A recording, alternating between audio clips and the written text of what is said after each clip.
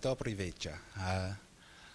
I'm very pleased to be here today to talk about a topic which means a lot to me, and that is micronations.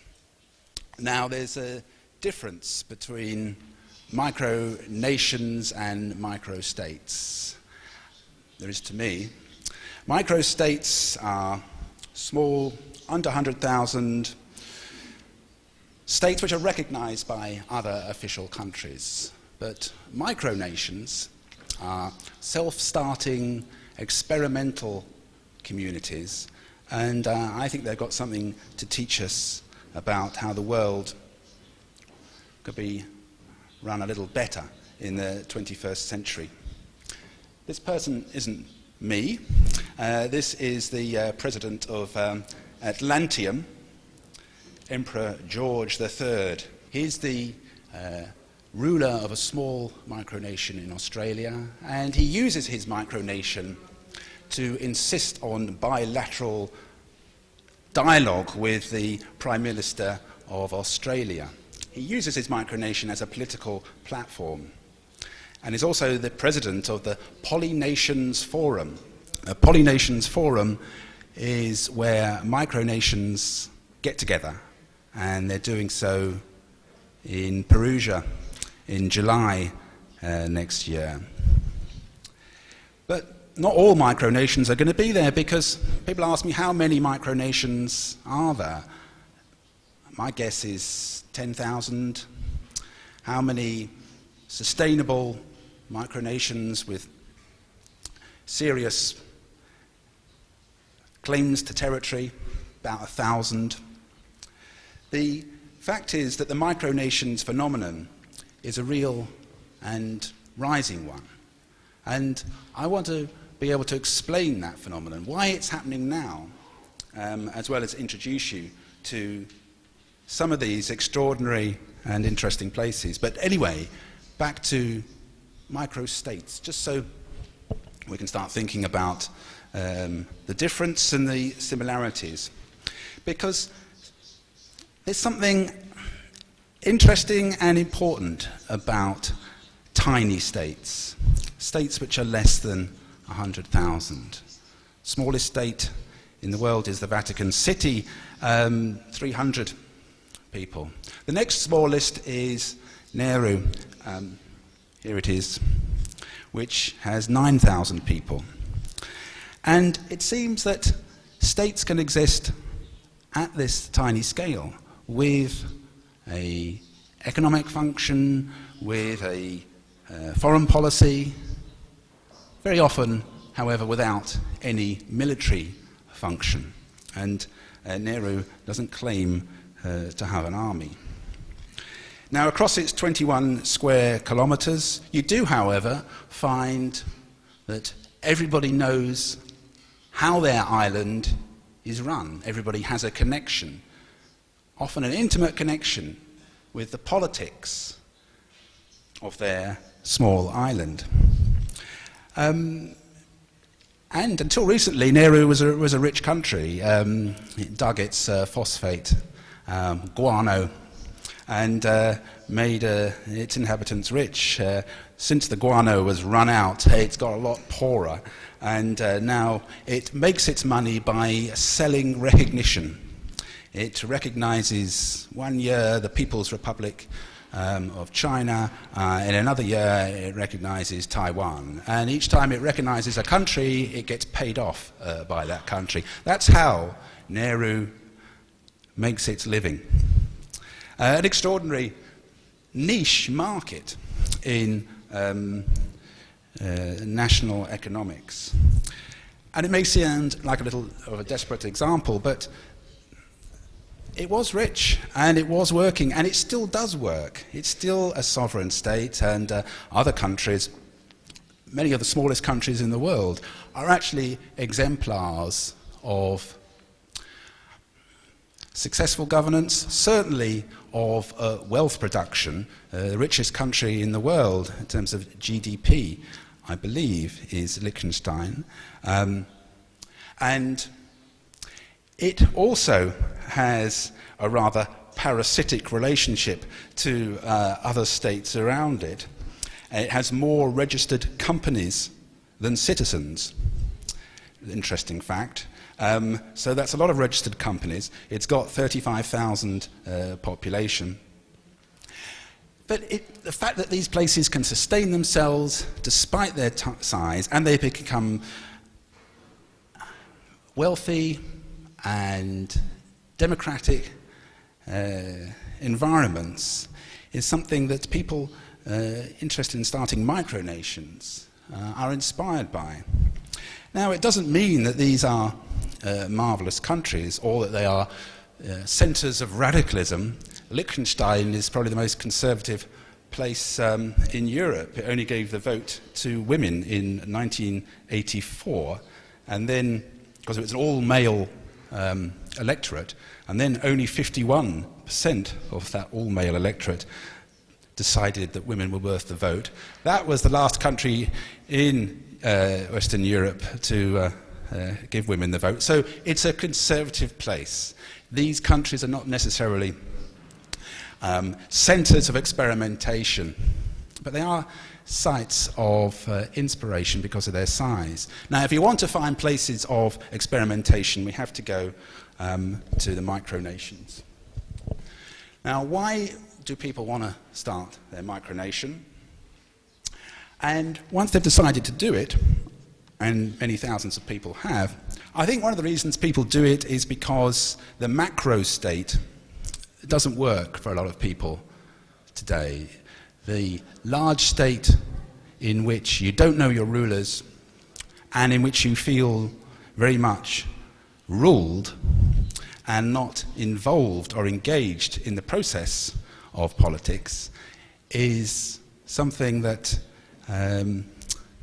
disengages and disappoints a generation brought up to expect more, to expect better. So the micronation phenomenon responds to that sense of disappointment that is there in the democratic generation of the past 30 years or so. There is a dream of autonomy, which I think is also something that's been with humanity for thousands of years, but has become increasingly important.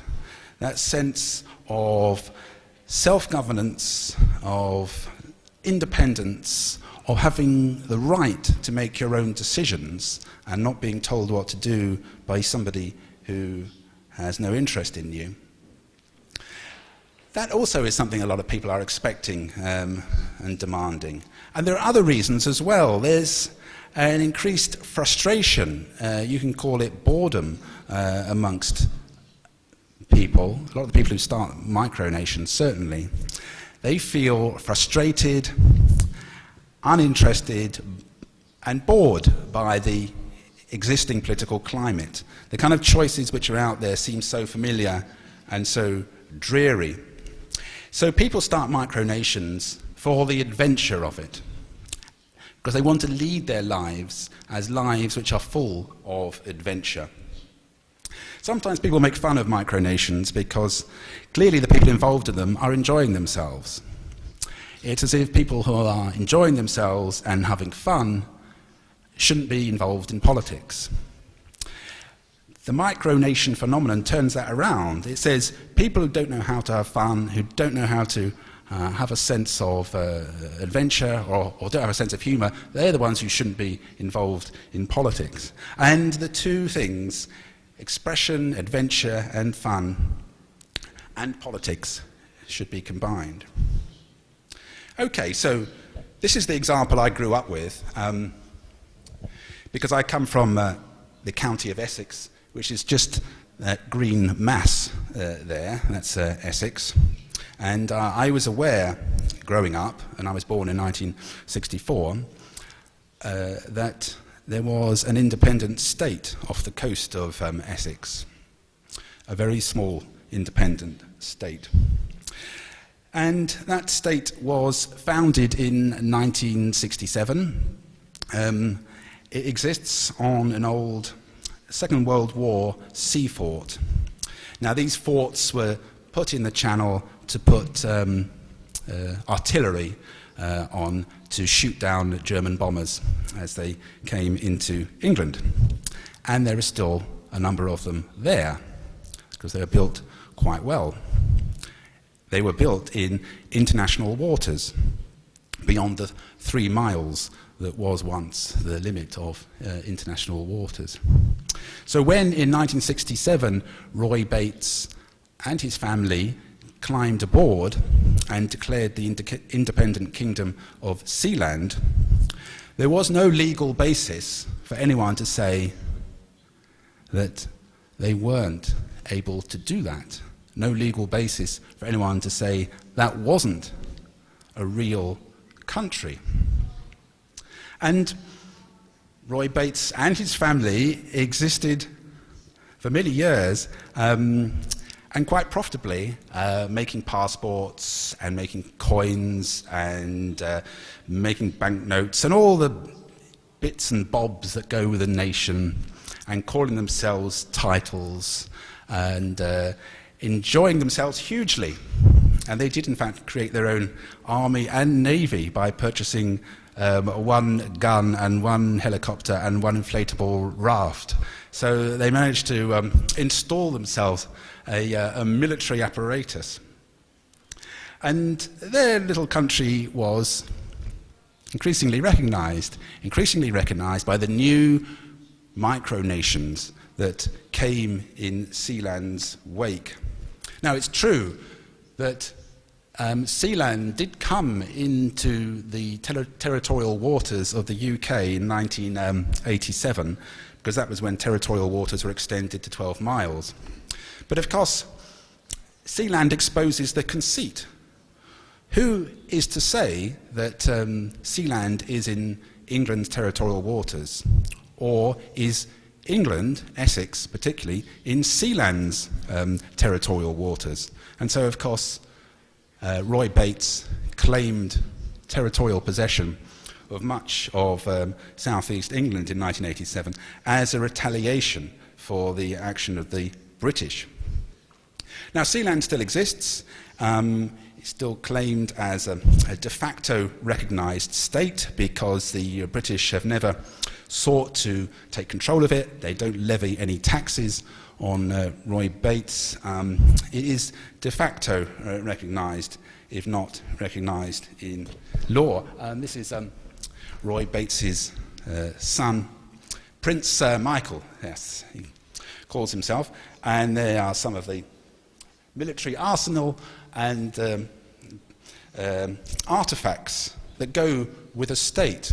Seems to be one of the first things one does, is to produce currency and a set of passports.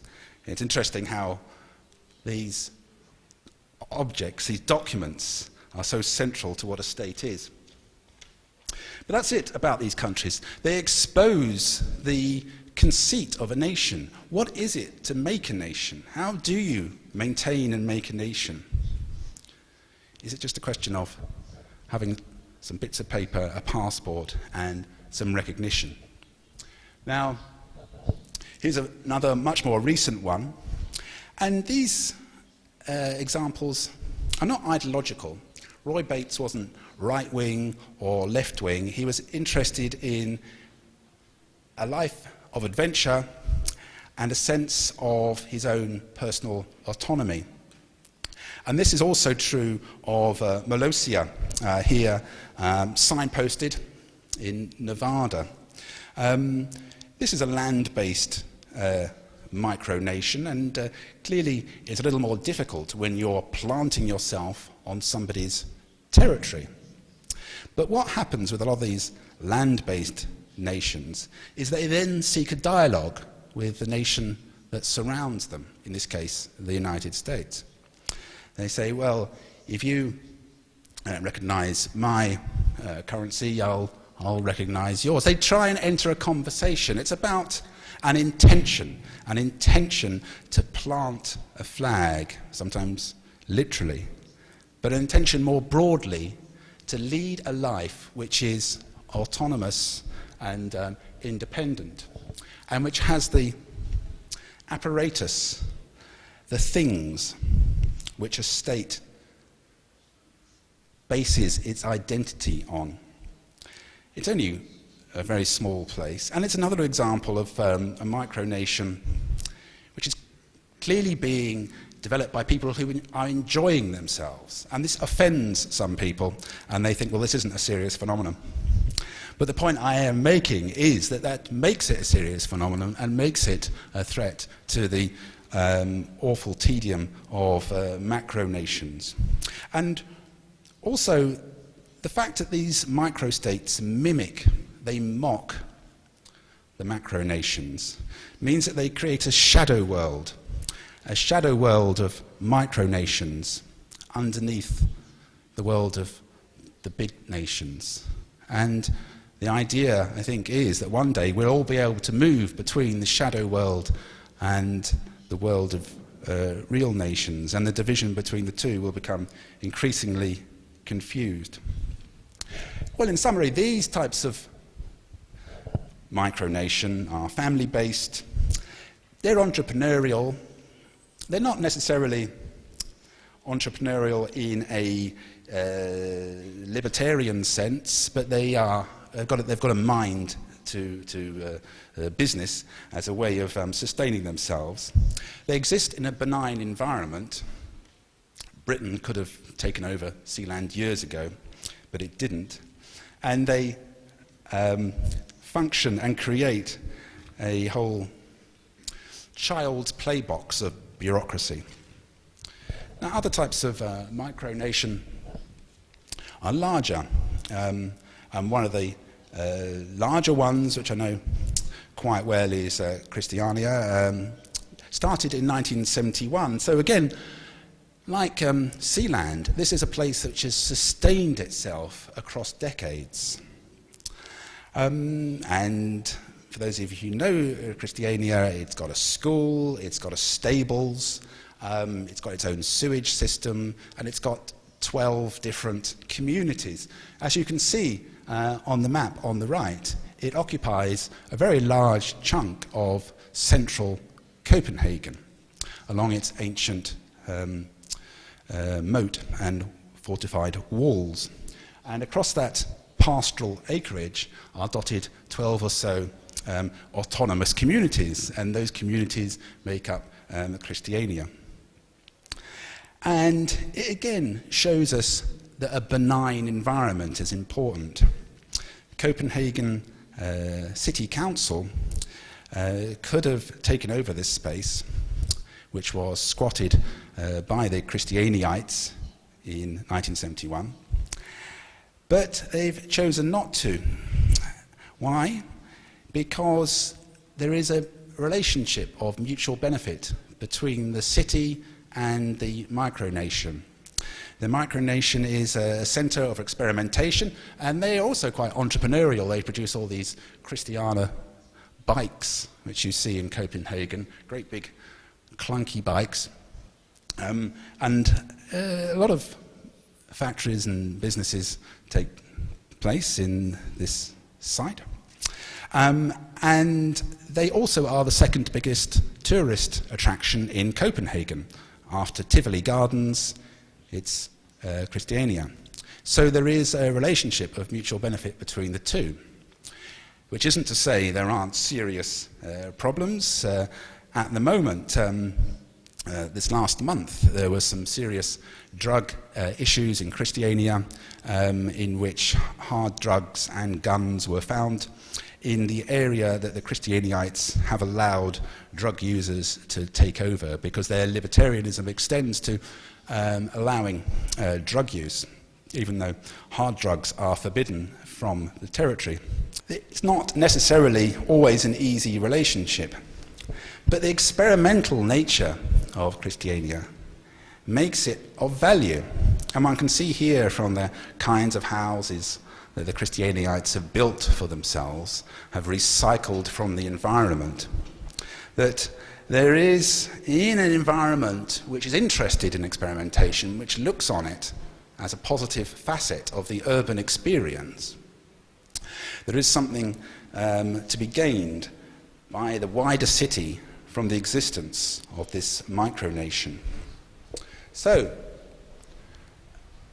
here we have another sort. It's not family-based, it's communal, it's about an alternative economy, although it's an entrepreneurial economy in some senses.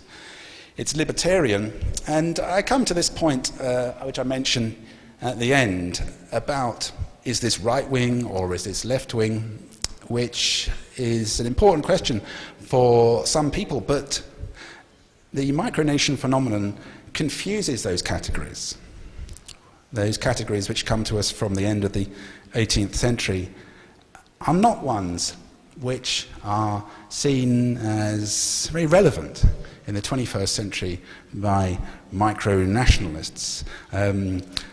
They're very often interested in radical democracy and direct democracy, but is that a left or a right-wing idea? They very often mix that with an entrepreneurial flair and a sense of personal autonomy and independence. So positioning them in terms of left and right isn't easy, and that's another reason why they're interesting. That's another reason why they matter in a world where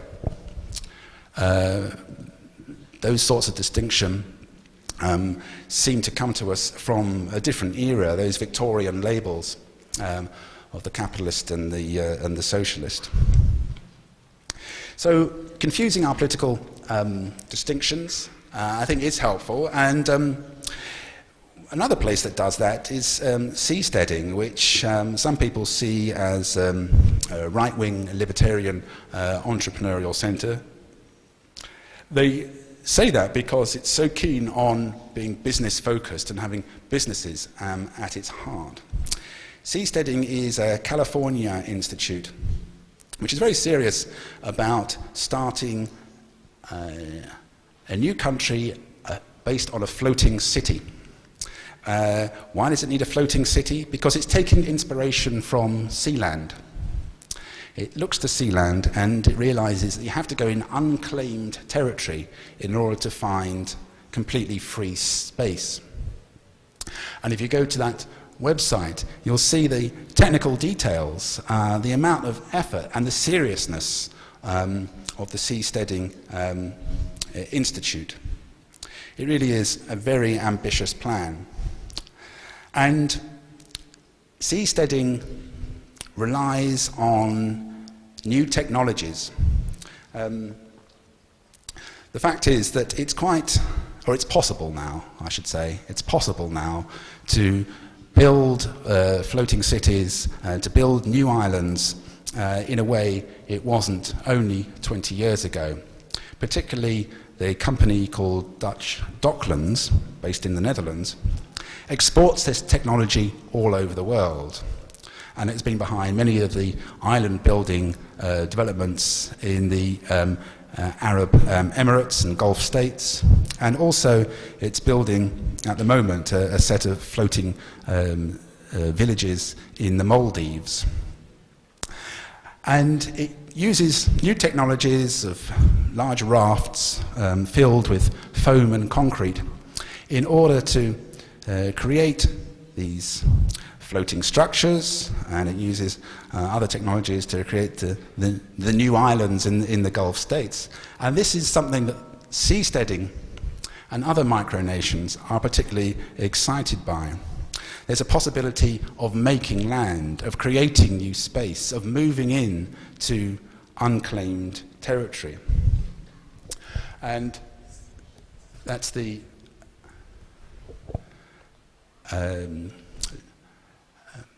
statement by the Seasteading Institute. They're interested in creating new cities, new spaces, because they provide, they think, the opportunity for experimental communities, for ways of living together, and for testing out ways of living together which have not been tried before. They're quite open-minded about what that might mean. They're actually more interested in the technicalities of creating these places than in prescribing what it might mean to be a pioneer of a new type of government. But I guess that's a good thing.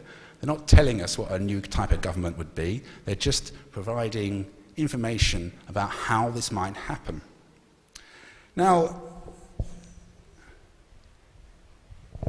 this opens out the issue of unclaimed space. Now, micronations, most of them exist in existing countries, and they have a subterranean existence. They exist within the cities, on the landscape of territories which are already claimed by some bigger, older country. Now, the seasteading and sealand example try and push our interest towards places which don't have that claim. And then we start realizing that actually a lot of the Earth's surface is unclaimed because it's in the oceans. And those island building technologies suddenly become relevant. And the 21st century is one that many of the people who work for Dutch Docklands, the company that builds a lot of these islands, the 21st century is a period which will see the oceans and water being increasingly seen as an area, or a new kind of area for building on. We've been so land-focused for understandable reasons, but the sea is opening up now with the new island-building technologies. And there's an awful lot of it. Beyond 12 miles is unclaimed, although there are attempts to push that further. This suggests a new type of relationship between micronations and macronations is going to unfold over the years, particularly in the 21st century. Okay, now, I don't want to give you the impression that I'm a romantic about micronations, although I realize, listening to myself, I do have high hopes. I do hope they can offer a solution or a pathway. But as I think about micronations and the problems of the many ethnic enclaves and ethnic fragments that we see across the world today, one is clearly feeling that you can't be too romantic, you can't be too hopelessly optimistic. The idea that small is always beautiful clearly isn't the case. And many of the proto-states that we see would not necessarily provide experimental or alternative communities. And the forms of state that could cover the world could be a nightmare if they all break down along ethnic lines. Africa, for example, could be covered in thousands of small ethnic states if the colonial lines of power were given up. So I hope that micronations look beyond ethnicity. There's none yet that I know of have been founded on the basis of ethnicity, and it would be a shame if they did, since that would be an exclusionary rationale for their foundation. But there are nightmare stories that are associated with micronations, and I'll get onto them as soon as I've covered virtual kingdoms. There's another category of micronation out there.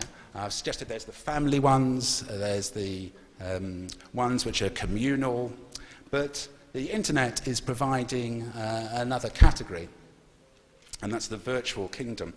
And the virtual micronation asks us whether we need territory, whether we need land in order to found a nation at all. They are communitarian forms of solidarity which question the existence of the conventional nations, but also hold out the prospect of people belonging to more than one type of nation, or belonging to a virtual nation and belonging to an ordinary macro nation. I'll give an example of this. This is Vertland. Vertland is the most impressive of these virtual nations. It was started by academics in the United States, and it is very much an anti-war enterprise. It sees existing states, existing forms of statehood as inherently violent, and as borders and boundaries as inherently producing violence. And so Vertland claims that it would be much better if people didn't have territorial forms of statehood, but gave themselves up to forms of solidarity based along ideas and commonly held values. And it issues its own coins and banknotes as well, interestingly enough. So this is Vertland's statement. It claims that it offers a serious rethinking of the notion of self-identification in a changing world. Vertland's concept is a country that transcends national borders without breaching or lessening the sovereignty of any involved. Many people feel powerless when it comes to events that transpire within the governments of their home country, so the creation of a country where they can enact changes and contribute in a meaningful way makes them feel better. So, as they say at the end, Vertland is the newest alternative for people's self-identification. Other types of virtual kingdom have sometimes claimed one of the few land-based unclaimed parts of the world, and there aren't many of those. See, there's a part of Antarctica, Mary Birdland, which is unclaimed, but it's too cold to be habitable. But this little trapezium of land between Sudan and Egypt is not only unclaimed, it's actively disclaimed. Neither Sudan nor Egypt want it. Why don't they want it? Because if they take that triangle, it means they can't have the land to the west of it. They can't have the Halib Triangle, which has got a lot of oil.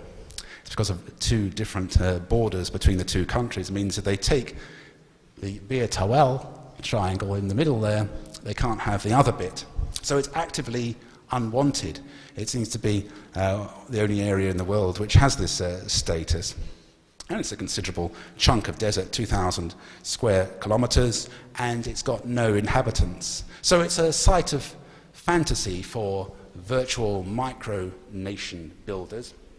And, here's one such, the president of, or the kingdom of the state of Bir Tawal, and a website going into some detail about the nature of that kingdom. But it is still a virtual micronation, because even though the territory is real, all the people involved in the website have no real intention of possessing or even visiting it.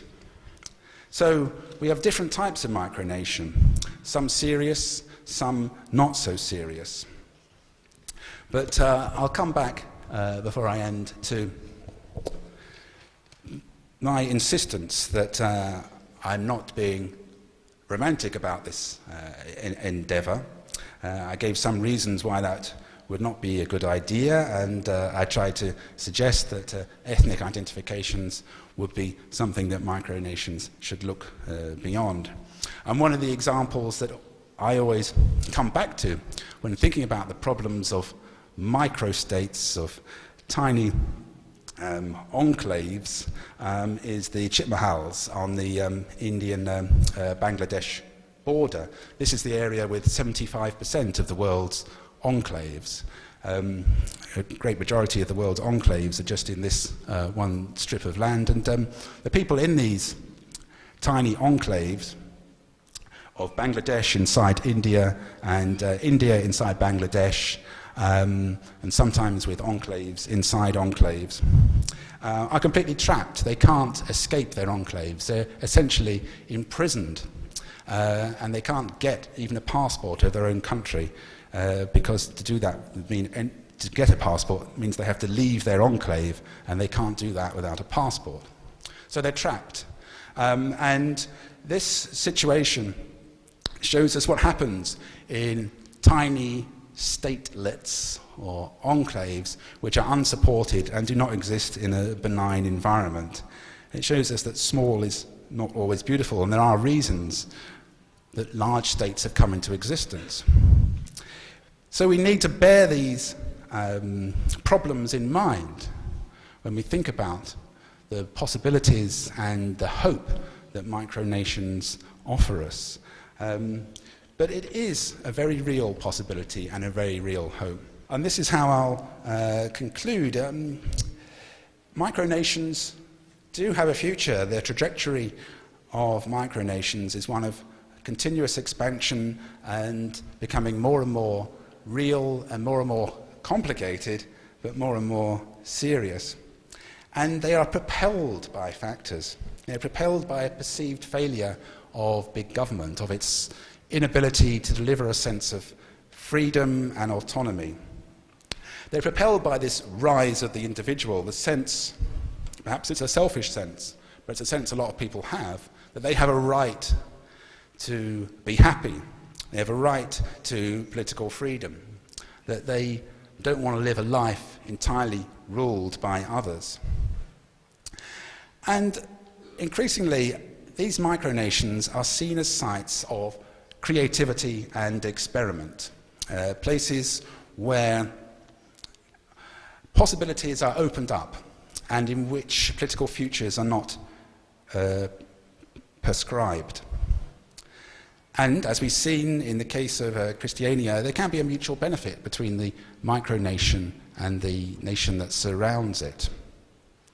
And sometimes there may not be a mutual benefit, but the micronation, like Sealand, it does no harm to Britain. It's not in the way, it's not a problem, so there can be mutual indifference, which can also help. Finally, I'll just end on this point. Micronations have partly been encouraged by technological change and globalization. The internet allows people to link up and connect with like-minded individuals, to form associations, to form bureaucracies and forms of governance and government. And it links people together in all sorts of interesting ways that facilitate the creation of micronations.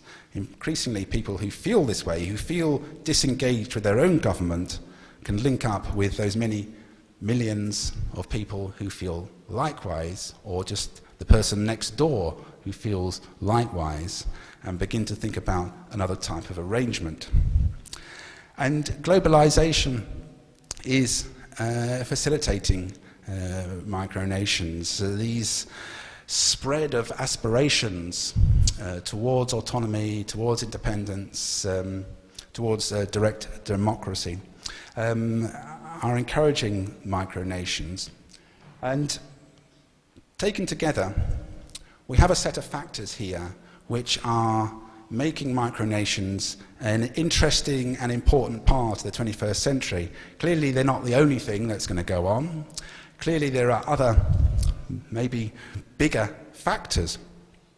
But for those interested in creative, experimental forms of politics, for those interested in ideas which are coming from the bottom up, that are not coming from intellectuals or academics, but are coming from ordinary people, then micronations need to be treated seriously.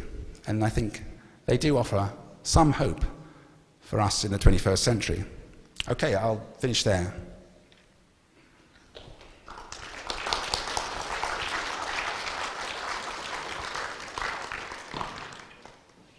Thank you for the presentation.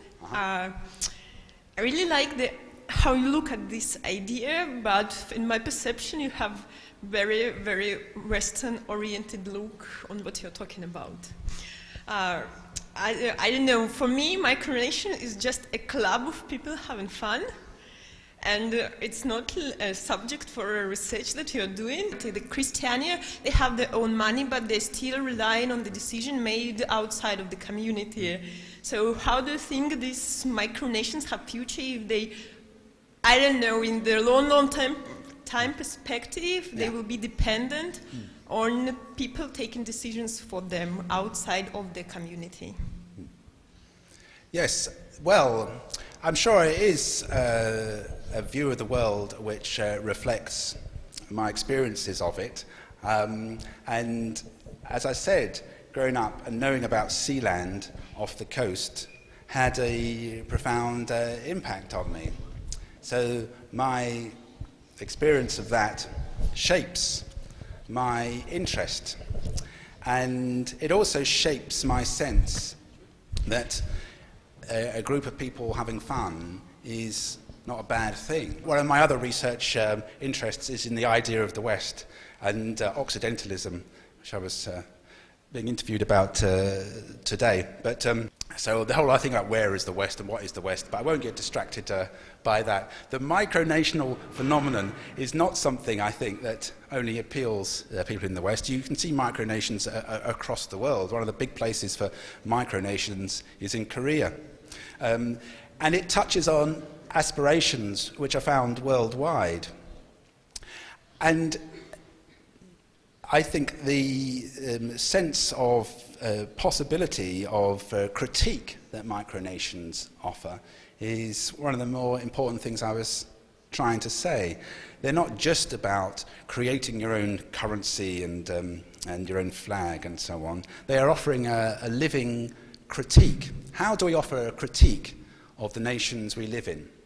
Well, we can form political parties and join those, but how effective is that? We can live an alternative lifestyle in our own way. We can bicycle rather than take the car. There's all sorts of things we can do, but declaring a kind of independence, making a statement, becoming confident enough to see oneself as having the ability, the imagination to create a nation, I think there's a lot of potential in that. And let's be clear, I'm talking about a phenomenon which is very, very recent, very young. The Sealand and the Christiania examples are ancient history in terms of the history of micronations. The big growth has just been over the past 10 years or so. So it may be true that this all ends up somewhere rather disappointing, and my high hopes are seen as merely that. But I don't think we should dismiss this possibility, the potential, the hope, and say one of the places it lies today is in micronations. Thinking about politics.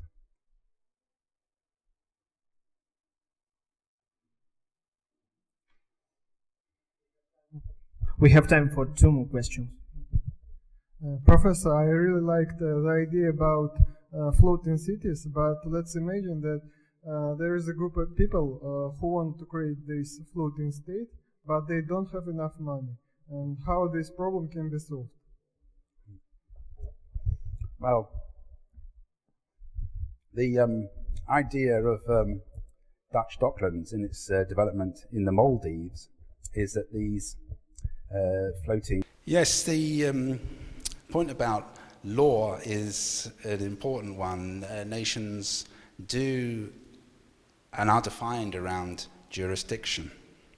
So there's no getting around the fact that there is an interesting and critical relationship between the micronation and the macronation. Whether you see that as a positive relationship in which you have experimental entities feeding into and enlivening the larger political process, or whether you see it as a conflict, as a clash in which the micronation must be shut down because it has its own forms of governance and own law, will depend upon the politics of the situation. I can imagine micronations having a very uncomfortable and conservative relationship to the macronation.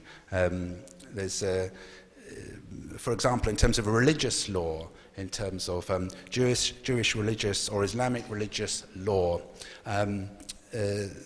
one can imagine, and in fact it already exists, in Britain to some extent, there existing a tolerance for different types of religious law that exist alongside conventional or British law.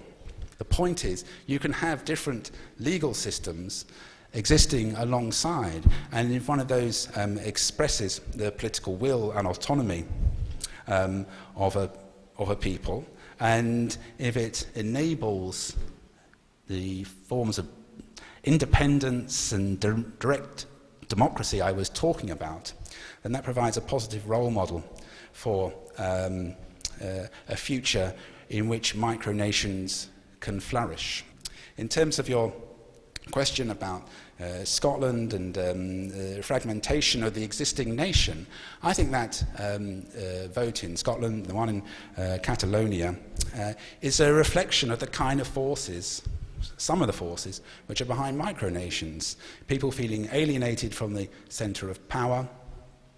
And also, as I heard in Scotland, since Newcastle was very close to Scotland, and I have a lot of family in Scotland, so I knew people on both sides of that debate. That sense of wanting a government in which you were involved, of having a government which was close to you and which was accountable, and not having a distant administration. So the argument for small scales of governments was one of the reasons that the many people in Scotland were voting yes. And even the ones who voted no probably thought that was one of the best arguments for the yes vote. And of course, those situations show us a world increasingly of not the disintegration of states, but increasing pressures on the macro states.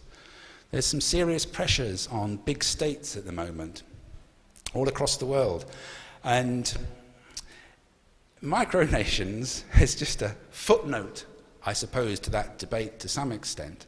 But it's an interesting footnote. It's a footnote that contains hope and possibilities and a new way of thinking about politics.